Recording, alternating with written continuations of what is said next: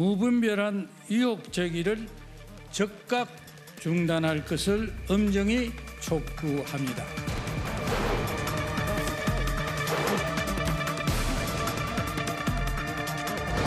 없는 말 가짜 뉴스 막 만들어 퍼나르는 민주당식 못된 DNA가 횡행하고 있는 것이 참으로 안타깝습니다. KTX 울산 역세권 김 후보 소유의 땅을 지나가도록 그렇게 휘어지게 노선을 변경했다는 의혹 명확히 해명을 해야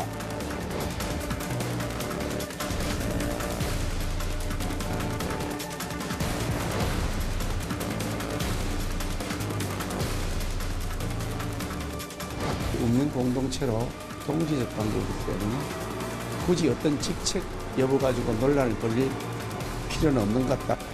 대통령을 전대에 끌어들이는 게 내년 총선 승리에 저는 되지 않는다고 봅니다. 입법부의 역할이 뭡니까? 감시하고 견제하는 부분도 있는 것이거든요. 여당 우리 또 그러면 용산 출장소 만들 겁니까? 네, 당대표 후보자 지지도 여론조사에서 양강 후보가 접전 양상을 보이고 있습니다. 보시면요, 또 조사 기관에 따라 이렇게 다르게 나옵니다. 안철수 후보가 높거나 아니면 김기현 후보가 높거나 이렇게 나오는데요. 결국 결선 투표까지 치러지는 것이 아니냐 이런 전망도 유력해지는 분위기인데 박상규 의원께서는 어떻게 보십니까? 말씀하신 대로 현재는 50% 넘는 후보 안 보이잖아요. 예. 그리고 천하람 후보의 약진이 만만치가 않습니다. 두 자릿수를 기록하고 최소한 두 자릿수에 근접하는 지지율을 보이고 있기 때문에 변수가 될 것 같고 황교안 대표도 완주하겠다고 하고 있잖아요. 네. 그리고 이 최근에 갤럽 여론조사 하나가 있는데 보면 국민의힘과 민주당의 지도 격차가 오차 범위 밖으로 처음 벗어났다 이런 얘기가 있어요. 이 두 가지 요인이 있다고 저는 보는데 하나는 국민의힘 경선에 대한 어떤 국민적 관심도가 좀 상승을 했고 이재명 대표의 사법 리스크로 상대적으로 민주당은 좀 조정을 받은 분위기 아닌가 이렇게 보는데 네. 이게 결선 투표까지 가야 국민의힘도 괜찮아요. 왜냐하면 이게 진영에 따라서는 1차에 끝내고 싶고 안심하고 싶은 진영도 있고 또 추격해서 뒤집고 싶은 진영도 있겠지만 전당대회가 정당의 하나의 정치 축제라는 점에서 보면 결선까지 한번 가서 계속 국민들에게 국민의힘의 그 정강 정책도 좀 알리고 비전도 좀 알리고 그런 자리가 계속 되는 것. 토론회라도 한번 더 해보는 게 사실 유리하게 생각이 되는 그런 국면 아닌가. 사람들은 경쟁과 치열한 어떤 승부, 물론 이것은 선의의 경쟁이어야 합니다. 그런데 네. 지금처럼 그 우려하는 전문가들이 많더라고요. 그 원로들도 너무 진흙탕 싸움으로 가고 상대방을 깎아내리는 데만 집중하는 거 아니냐. 천하람 후보도 양강 후보를 공격하는 데만 너무 집중하지 본인의 이야기를 못하고 있다.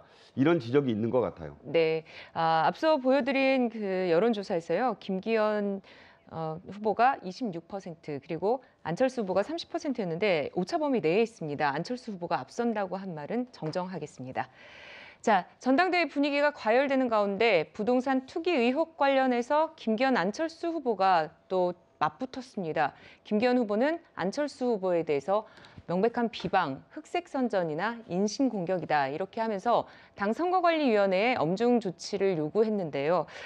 이현정 의원님, 네. 두 후보 간의 공방 어떻게 보십니까? 글쎄 이거는 오래됐던 문제인데 이미 네. 그러니까 김기현 후보가 정치권에 진출하기 전에 1994년도인가요? 이 땅을 아마 매입을 했고 네. 이후에도 아마 이제 지난번 울산시장 그 관련 있을 때도 이게 경찰이나 그때 아마 상당히 좀 수사를 했던 부분을 알고 있습니다. 네. 그리고 당내에서도 이분 관련한 검증을 해서 이준석 전 대표조차도 이거는 조사해봤는데 별 문제가 안 된다라고 이야기를 하고 있어요. 자, 그런 상황에서 지금 이제 어쨌건 간에 1위를 현재 여론조사상 보면 1위를 달리고 후보에 대해서 이제 공세를 해야 되니까 아마 안철수, 황교안 후보가 이제 이런 의혹들을 제기를 하는 것 같은데 네. 예전에 나오거나 새로운 건 없는 것 같습니다. 그만큼 분위기가 이제 치열하게 과열되다 보니까 이런 이제 아주 긍정적인 어떤 요인보다는 부정적인 네거티브한 이슈들이 이제 등장하는 게 아닌가라는 생각이 드는데 네. 그렇다면 이게 아까도 지적했지만 이 경선이 국민의힘을 어떻게 앞으로 방향을 할 것인지, 그다음에 집권 여당으로서 뭘 국민들이 제시할 것인지, 이 문제가 아니라 저 후보 문제 있어요 라는 것들로만 된다 그러면 이 경선을 왜 하는가라는 근본 문제가 생기는 거거든요. 그래서 아마 선관위 측에서 이런 만약 근거 없는 문제에 대해서는 더 이상의 문제를 제기하지 말라라고 이제 경고를 한 게 아닌가 싶습니다. 네, 당 선관위의 반응 직접 한번 들어보시죠.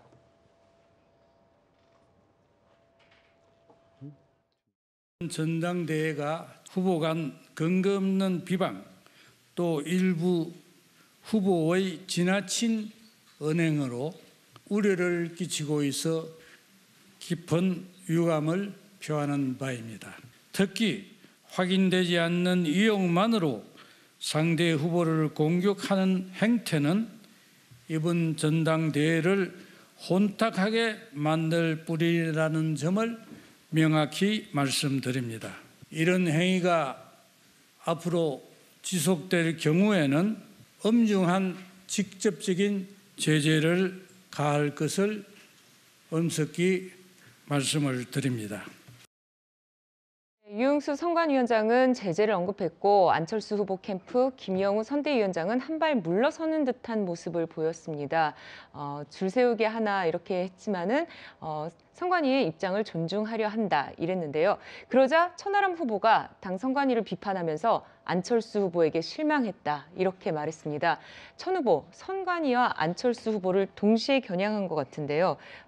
최진봉 교수님 보시기에는 좀 천하람 후보의 요즘 행보가 어떻게 보이시나요? 왜냐하면 안철수 후보가 가지고 있는 지지율을 뺏어와야 되는 상황이에요. 천하람 후보 입장에서는. 그러니까 김기현 후보를 지지하는 분들이 천하람 후보를 지지할 가능성이 낮거든요. 그러니까 본인이 2등까지 치고 올라가면 안철수 후보의 지지율을 끌어와야 되는데 그러기 위해서는 양쪽을 공격할 수밖에 없는 거죠. 그러니까 김기현 후보와는 차별을 이루면서 비윤이라고 하는 부분을 명확하게 하고 정체성을 제대로 드러나지 않고 있는 안철수 후보를 지지하고 있는, 그러니까 비윤계의 많은 부분이 안철수 후보를 지지하고 있는 부분이 있는데 그런 부분이 본인한테 더 많이 와야 돼요. 그러기 위해서는 안철수 후보가 애매모호한 입장을 취하고 있는 부분에 대한 공격적 태세를 취해야 되는 거죠. 그래야 정말 그 대통령의 당무 개입이라든지 아니면 뭐 윤핵관의 주도적인 어떤 역할은 이런 부분에서 불만을 갖고 있는 국민의힘 지지층이 일정 부분 본인한테 넘어올 수 있다는 가능성을 보는 것 같습니다. 그래서 아마 천하람 후보 입장에서는 안철수 후보를 지지하고 있는 비윤 계열의 표를 본인이 더 많이 가져와서 골든크로스를 잃어버리는 의도를 가지고 양쪽을 공격하는 게 아닌가 이렇게 보여집니다.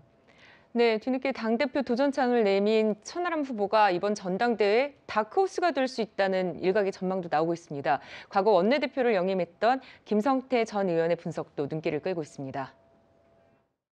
진당을 중심으로 한 판단에는 안철수 후보가 분명하게 민심의 바람을 등에 업지 못하고 있어요. 안철수 후보 입장에서는 이 스탠스 자체가 어정쩡해요. 눈에 보이는 파이팅이 보이지가 않죠. 지금 현재 정확한 것은 분명히 천하람 후보는 추세라는 게 있습니다. 상승 추세는 맞아요. 저는 아마 이번 주말이 상당히 중요한 분수령이 된다고 봅니다.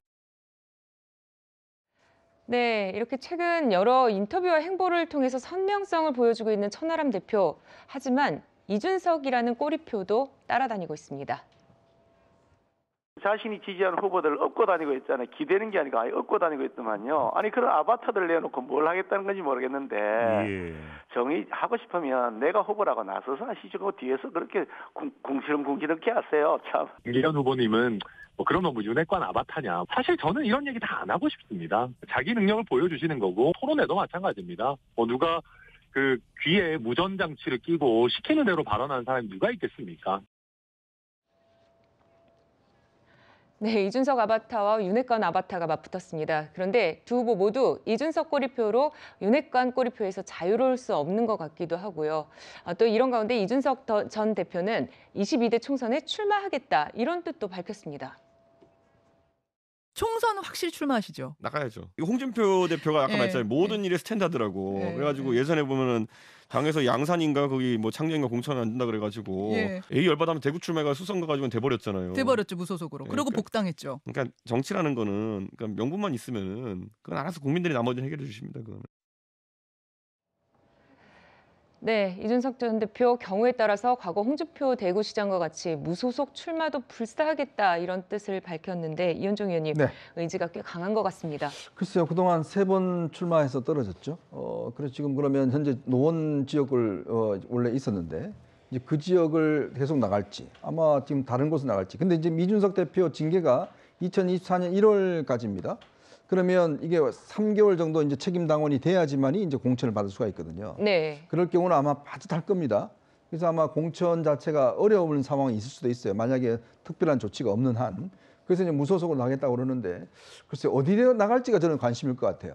과연 본인이 원래 있던 노원으로 나갈지 요즘 보니까 조금 그쪽에 대해서는 이렇게 마음이 떨어진 것 같은 느낌들이 있습니다. 그래서 네. 요즘 보니까 또 오히려 대구 경북 쪽으로 가는 게 아니냐. 본인의 아버지 고향이었던 대구 경북 쪽으로 가서 지난번에 뭐 책 쓴다고 칠곡에 있는 뭐 친척 집에 간 적이 있지 않습니까? 예. 아마 그쪽으로 가는 게 아니냐는 그런 전망도 있어요. 네. 근데 선거라는 게 본인이 뭐 정치 이야기를 하지만 아직 한 번도 안 당선돼 봤잖아요. 그렇죠. 정치연실이라는 게 그렇게 저는 간단하지 않다고 봅니다. 왜냐하면 정치는 20대, 30대만 갖고 표를 찍어주는 거 아니거든요. 전 연령층이 찍어줘야지만이 국회의원에 당선될 수가 있습니다. 그러니까 지금 이준석 대표가 착각하는 게 본인이 이게 지금 지지도가 없다는 게 전 연령층에 높은 건 아니거든요. 그렇다면 당대표는 될 수 있을지 모르겠지만 국회의원 되는 거는 굉장히 어려울 겁니다. 네. 그러니까 그렇다면 지금의 어떤 여당 후보로 나가기 위해서는 그럼 대통령과의 관계를 어떻게 할 것인지 이 관계를 만약에 지금 여러 가지 행보를 보면 예전에 뭐 양두구역이라고 이야기를 했지만 그렇게 이야기했던 그 상황에서 본인이 만약에 국회의원 출마한다 그러면 과연 이 보수당에서 과연 당선이 가능할까라는 문제가 있는 거거든요. 예. 그러니까 본인으로서는 이 정치적인 관계 이걸 풀지 않은 이상 뭐 천하람이나 이런 분들이 뭐 약진한다 하더라도 실제로 본인의 어떤 정책 이거 행보는 다를 수가 있습니다. 네. 이게 그동안 3차례 저는 실패한 원인이었다고 생각이 들거든요. 예. 그렇다면 과연 4번째 도전을 성공할 수 있을까? 그나마 앞으로의 본인의 어떤 정책인 관계 설정이 저는 중요할 것 같습니다. 네, 정혁진 변호사님, 이준석 전 대표 그래도 젊은 층에는 소구력이 있다 이렇게 알려져 있는데 실제 어떨까요? 일단 제가 봤을 때 제일 중요한 거는요. 조금 전에 이현종 의원님도 말씀하셨지만은 징계보다도 지금 무고죄예요. 무고죄 네. 관련해가지고 경찰에서 기소 의견으로 송치를 했는데 검찰에서 지금 아직 기소를 안 했거든요. 예. 그렇다고 이제 무혐의로 한 것도 아니고 만약에 검찰에서 그 무고죄로 기소를 갖다 하면 이 무고죄가 실질적으로는 성 관련된 그런 사안이기 때문에 당원 해석상 제가 개인적으로 해석을 해보니까 공천을 받는 것은 그 난망하다 이런 생각이 들고 그렇다라고 하면은 무소속으로 나와가지고 당선이 돼야 될 텐데 이러한 허들을 과연 넘을 수 있을 것인지 그렇기 때문에 제가 봤을 때 가장 급한 거는 이 무고죄가 어떻게 해결이 될 것인지가 가장 중요하지 않을까 싶습니다. 네, 전당대회를 앞둔 여당 얘기까지 해봤습니다. 오늘 두 번째 이슈는 여기서 그만 얘기하겠습니다.